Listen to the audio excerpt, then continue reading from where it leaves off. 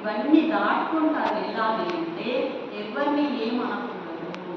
మనం బాధపడచ్చు, కానీ వాళ్ళ మాటలు మళ్ళీ వాళ్ళకే తిరిగైంది.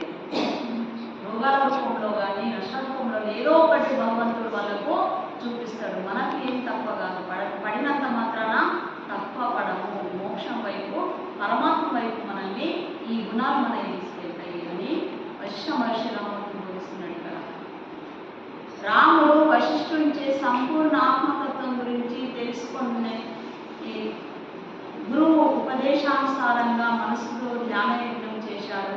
ఆత్మ జ్ఞానం కన్నా ఇతర ఏ జ్ఞానం కూడా శ్రేష్టం కాదు.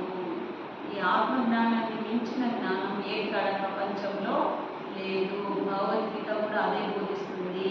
సద్గ్రంథాలన్నీ ధ్యానము, ఆత్మ జ్ఞానం గురించే ప్రతి మనిషికి బోధించినట్లే గ్రంథం. దీన్ని మించిన జ్ఞానం ఎక్కడ లేదు రామ అని చెప్తున్నాడు.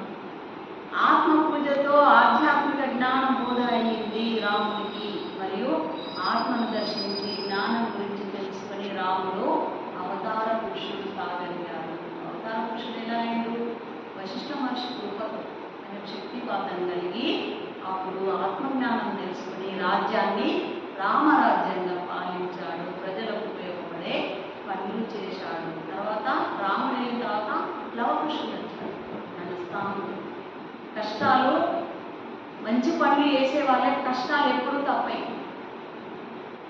ఏ పని చేయని వాళ్ళకు ఏ కష్టాలు ఉన్నాయి. హాయిగా खाना पीना सोना, आराम से सोना,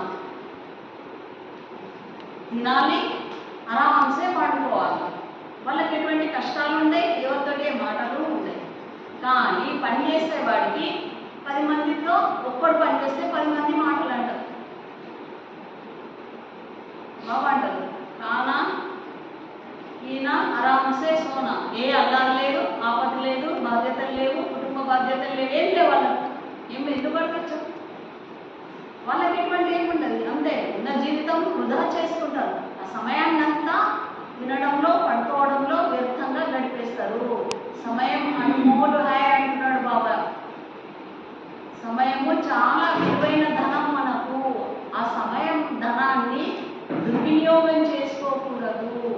ఏ సమయం దేనికి కేటాయించాలి, ఉదయం ఎప్పుడు లేవాలి, ఏ టైంకు ఏ పని చేయాలి, మళ్ళీ సమయం తిరిగి రాదు. నిన్నటి సమయము ఈరోజు రాదు, ఈరోజు సమయము రేపు దొరుకుతుంది.